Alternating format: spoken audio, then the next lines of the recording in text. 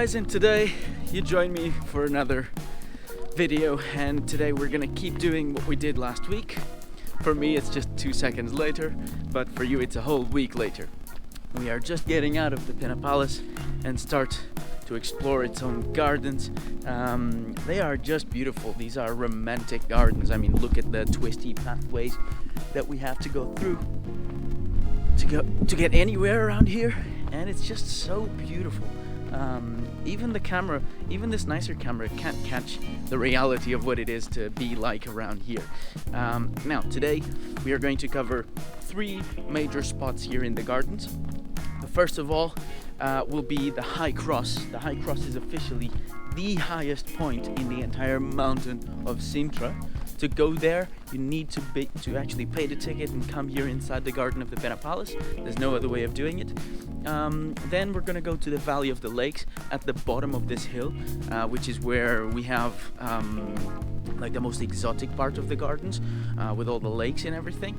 And then at the end, we're gonna go to the Chalet of the Countess, which is, to me personally, one of the most interesting places here in the gardens, and that also has one of the most interesting histories to learn. So let's start to do that.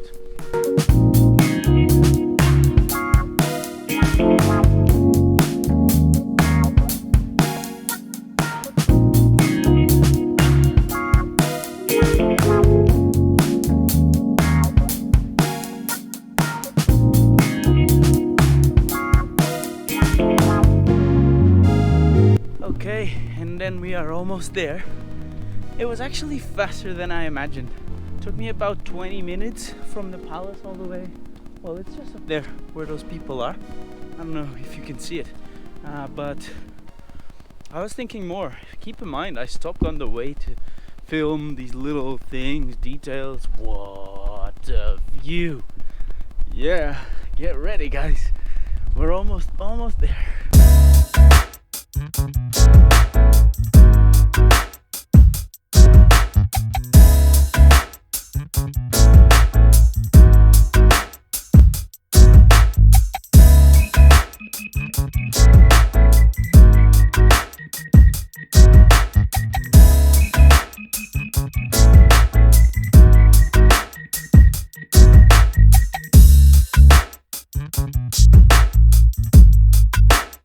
Okay, and then I've made it to the cross itself.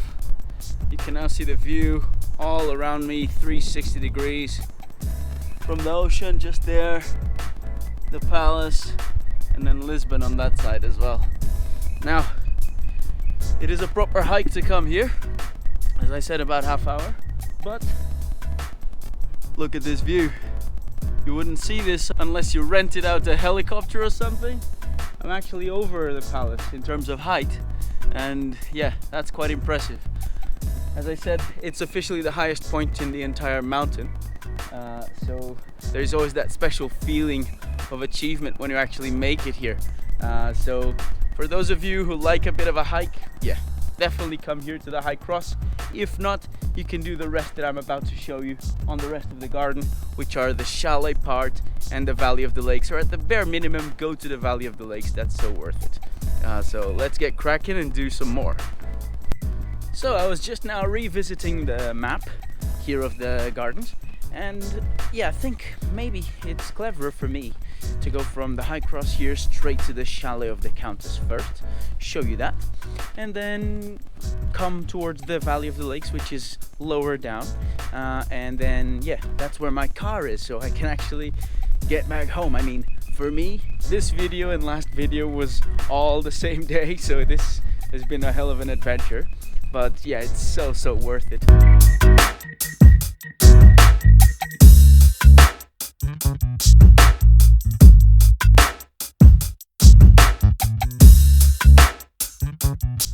Okay guys, now I am running a little bit out of time. You know, you get lost around these huge gardens, even myself. I tried to find and discover new ways. Didn't really go down that well. I just got lost for about 20 minutes.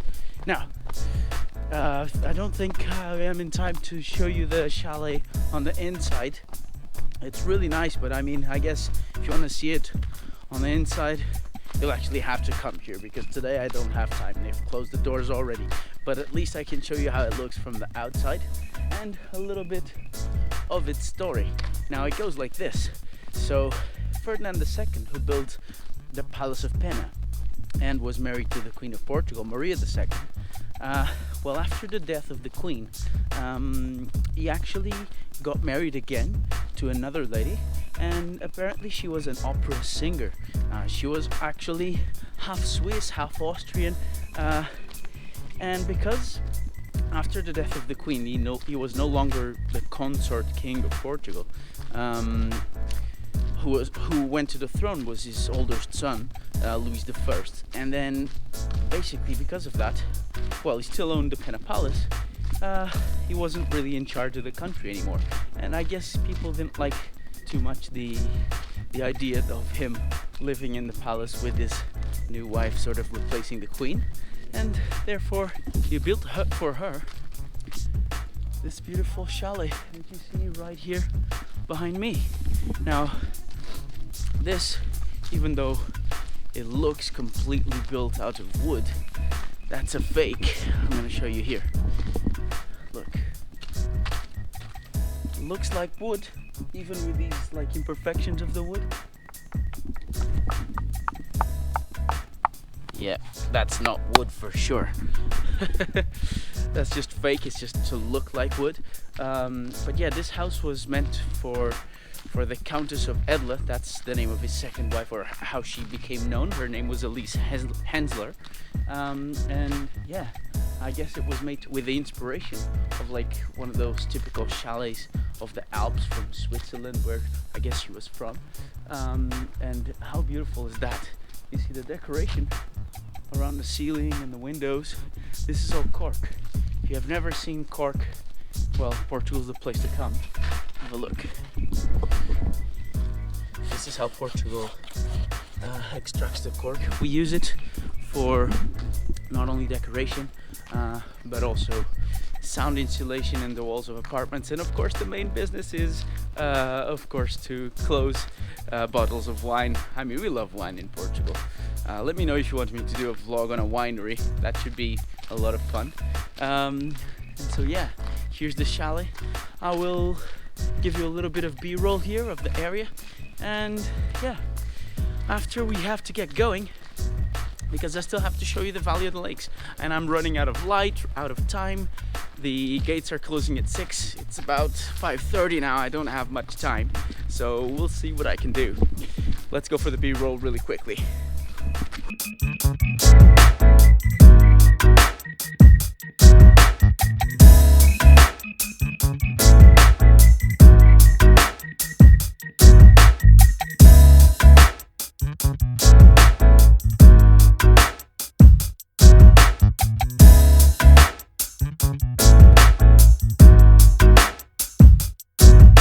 Now I need to hurry up and get to the lakes before this whole thing closes down.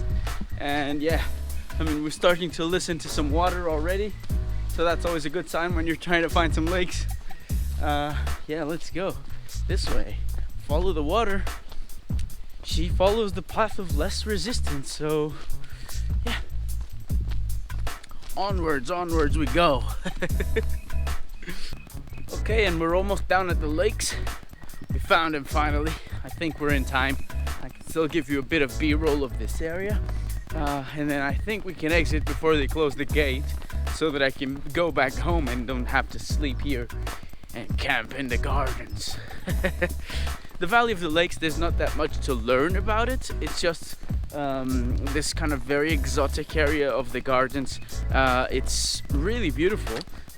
It has these, you will notice, there are some sort of little castle structures in the middle of some of the lakes. And they're actually what we call, well, they are called, at least in the map of the gardens, they're called duck houses, which means, well, they've been built to actually allow the ducks to make their nests inside, which is kind of funny, the ducks having their own palace or castle. But yeah, I'm already here down by the lakes. Epic B-roll coming right away.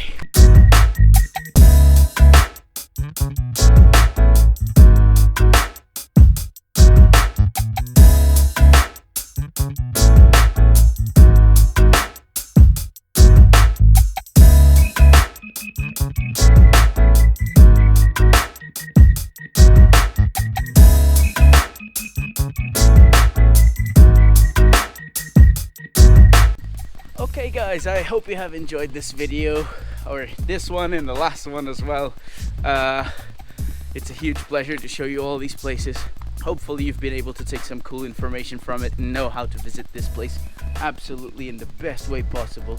And yeah, if you don't want to be bothered with all these little things to be able to have a great experience, of course feel free to give me a call and I'll bring you here anytime that you want. So for now, peace out. It's been a pleasure. See you next week for another adventure. Bye bye.